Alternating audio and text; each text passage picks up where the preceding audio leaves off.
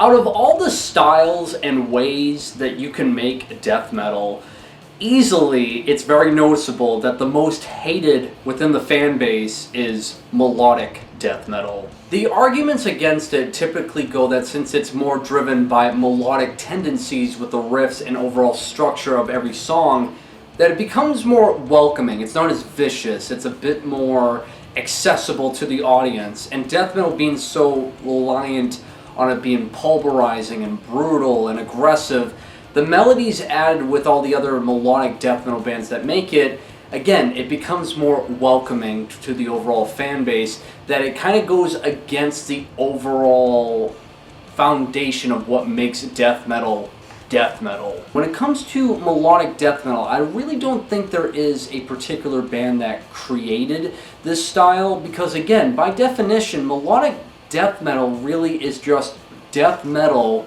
but there's just more of a melodic tendency with the overall riffs and song structure with it. That really all it is you take the style of traditional heavy metal and you kind of just lace it within the riffs within death metal, hence how you get more of that melodicism with the overall sound.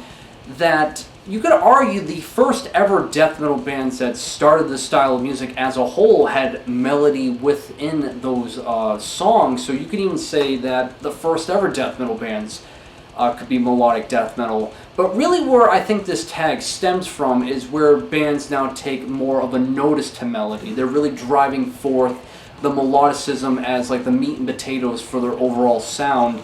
And it really wouldn't be coined as a term for the style of music until around like the mid-90s. However, what is considered one of the earliest forms of melodic death metal was back in 1990, before this term was ever really phrased, was this band called Septic Brood released their demo Enfeebled Earth. Now this band would later on change their name to Dark Tranquility, which I'll be talking about them in a little bit.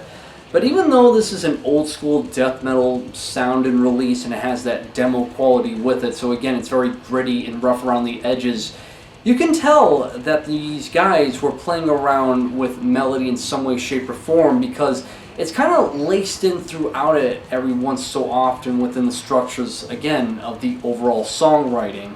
And I think they would really flesh out that melody more later on the road once they changed their name to Dark Tranquility. And around the mid-90s again, death metal was going through a transitional period with its overall sound. Because I would say from the years of 1993 through 1996, death metal is going through this massive transitional period where all the older names and newer names that are popping up within the scene around this time period had more of a fascination of attaching melodicism with their overall songwriting. What we consider as the Gothenburg sound is a term that people have made up, because obviously around in Gothenburg you had At the Gates, In Flames, and Dark Tranquility bringing out some of their best material that would pave the way and highly influence so many other melodic death metal bands decades down the road. That when it comes to melodic death metal as a whole, the Gothenburg sound is very substantial overall. Another important album when it comes to the early formation of what melodic death metal would later on become is obviously Carcass with their full-length Heartwork. That is a massive transition from everything previous to it, because Carcass is known as kind of like some of the godfathers for what death grind and gore grind would be, having a very gritty, nasty, and just repulsive sound and image, where Heartwork is night and day from it. It's way more melodic. It's not as gritty, and it doesn't have that really, cutthroat sound with it. That's a bit more tamed in terms of aggression. And what's kind of funny is that Carcass fans seem to be really split up as to what they overall think of Heartwork, where half of them seem to prefer everything previous from it, where the other half seem to be very open and enjoying and even preferring Heartwork to their previous works. But again, this goes back to my notion that back in 93 onwards, death metal's having this transitional period from even the newer names that were happening in the Gothenburg scene to the older names. Melodic tendencies tend to be more of the way to go for a lot of these death metal bands around this time period. Some of the big names that jumped ship from the old school death metal sound to more of the melodic death metal leanings would be bands like Amorphous, Hypocrisy, and Sentence, that when you check out this transitional period, again, it's night and day how much more melodic the mid-90s would be for bands like this. Which obviously now this leads within the conversation to that of At the Gates once again, but with the fan favorite, Slaughter of the Soul. That upon its original release, it was actually hated by a lot of fans and didn't really sell all that well. But it wouldn't be until years later on that it would get its recognition, because not only did it influence a lot of melodic death metal, but it also influenced metalcore as a whole. And I think a huge reason as to why so many people cherish it and they consider it to be this huge pioneering album for melodic death metal is that, as I stated earlier, there really isn't a band that created melodic death metal. It really didn't get noticed, the term, until years later on. And while every band previous from it played around with adding in more melodicism to their overall songwriting, I think what makes Slaughter of the Soul just so important is that I'd argue this is the first melodic death metal album that just went 110% with melodicism. Just like everything about it is melodic, and I think that's kind of why so many people hold this to just such high value when it comes to this style of music. But that leads within this video now, because for a lot of people, Slaughter of the Soul is both a blessing and a curse as to why melodic death metal is just so hated by the death metal fan base. Because as everyone knows, this album is very influential for melodic death metal. So now picture everyone being influenced by it. But there's so much influenced by it that all they're doing is, alright, let's make death metal, but just go 110% for it, just all melody all the time.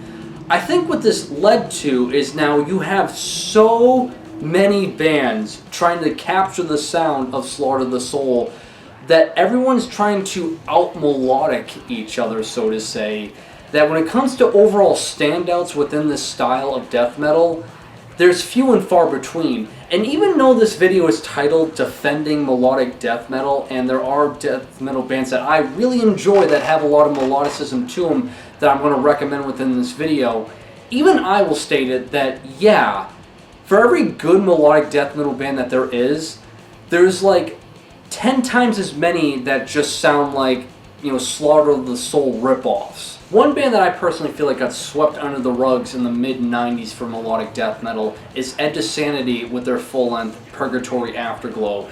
And while Edge of Sanity is a very respected name within death metal because it has Dan Swano attached with it, which is a very respected musician and producer, again, within death metal as a whole, I just personally feel like it gets swept under the rug around this time period because everyone knows all the bigger names compared to Edge of Sanity. And while Edge of Sanity, previous from Purgatory Afterglow, had more of like this progressive death metal, you know, writing approach with it, Dan Swano definitely got influenced and jump shipped, as many other musicians did around this time period in 1994 when he released Purgatory Afterglow. But what makes this album just so significant is that he didn't lose sight of the progressive tendencies that he was applying with Edge of Sanity. All he really did was add in a hell of a lot more melody that I would say out of everything within the Edge of Sanity discography, this is like the melodic death metal album. And this album is both really gorgeous sounding with some of the tender moments, but also really aggressive and hard hitting for a melodic death metal album. Again, songs like Black Tears and Sinners and The Madness are really good and catchy. And again, when it comes to melody, Dan Swano is a fucking genius when it comes to melody and death metal. And personally for me, for melodic death metal, Purgatory Afterglow is one of the best for it. But if you're going to ask me what I consider is the best melodic death metal album that will really change your mind as to not just this dime a dozen Slaughter of the Soul, Gothenburg sound ripoffs, that it can be very crushing and really, really well done to really it transcends what you may think of it, is obviously Intestine Balsam, but with their debut full-length album, An Anatomy of the Beast. And there's a lot of reasons for it. I'm not just saying this because I'm trying to look all cool, like announcing some kind of like more obscure death metal release. This has everything you would want within a death metal album, but it's just smothered with melody, and it is just so incredibly ass-kicking and pulverizing. There's a few reasons for it. Again, it's a melodic death metal album, but it's just so heavy. I would honestly say this is like the heaviest melodic death metal album. Hell, I'll even take it a step further, and I would say this is the closest thing you can find to what should be considered as a brutal melodic death metal album. The reason I bring this up is because previous to Intestine Balsam releasing An Anatomy of the Beast, they were a part of a four-way split with 3 other Japanese extreme metal bands that all played around with styles of that of brutal death metal and gore grind. And I feel like them being a part of this split influenced them in some kind of a way to take those styles and attach it with melodic death metal when they transition to this style of music, because there are some riffs and songs within this album that it almost sounds like a brutal death metal song, but again, there's melody laced over it, and with the inclusion of both low guttural vocals and harsh screeches, that's something of that of like atmospheric black metal. Just Intestine Balsam adds just so many more different attributes with their style of music that, again, it transcends melodic death metal to a whole different realm that, yeah, I know I repeat myself a lot when talking about this band. This is some of the best melodic death metal you'll ever hear because it adds just so much more to it. And for everyone who enjoys Intestine Balsam, I would strongly recommend immediately right after that to check out another band from Japan, that being Followbane with their sophomore full-length album, Dead Fantasia, which everything by this band is incredible, but this album alone should sell you on them as they are worth your time. Basically what Followbane is take the sound of Intestine Balsam, but just add in symphonic elements with it, and just goddamn, it is so incredible that you're gonna have that just very aggressive melodies thrown at you that's also very atmospheric, also a bit blackened at times, especially how the vocals are executed here, but the symphonic elements just kind of like emulate the melodies all the more and the atmosphere all the more. Honestly guys, if you want a symphonic version of Intestine Balsam, check out Followbane. And the last band that I want to include that is like Intestine Balsam is Another Dimension with their One Soul full-length album from 2015, Immortal Black Chaos. This has the guitarist of Intestine Balsam, which he obviously plays guitar for this band for this album. And yeah, in terms of riffs and song structure, it's very similar to that of Intestine Balsam.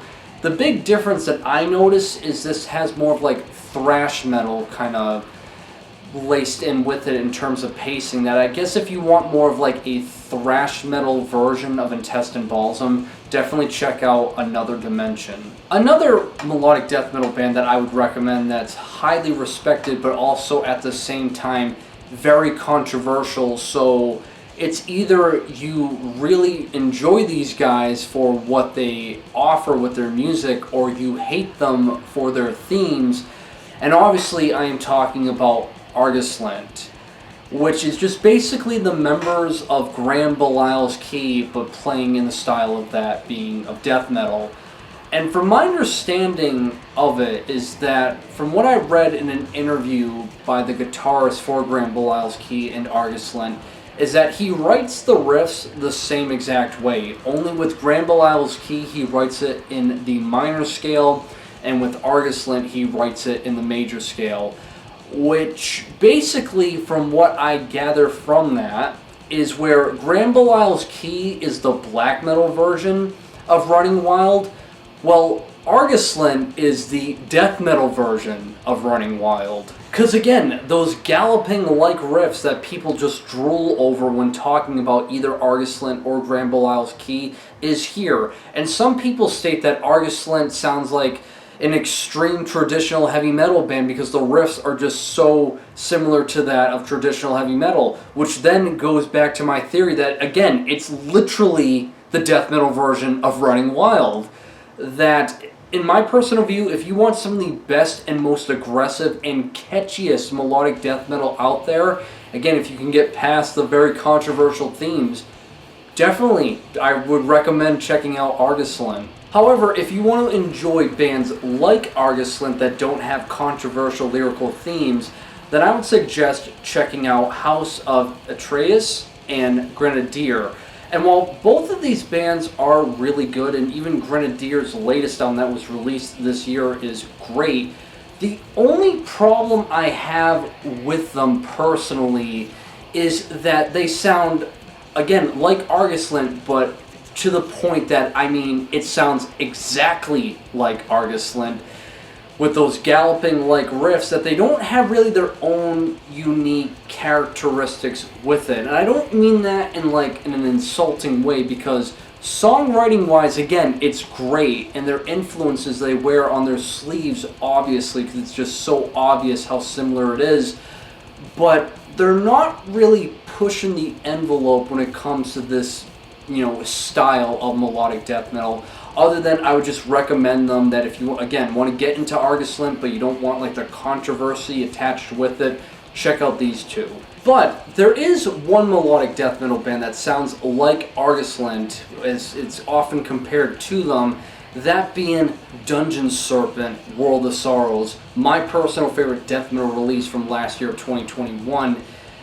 That, yes, it has those thunderous-like melodies that are very galloping-like in terms of structure, again, similar to Arghoslent, but they do their own thing, which gives them their own standout feature because, again, there's elements of, symphonic keyboards laced together with some of the portions that give off atmosphere and a bit more substance to it.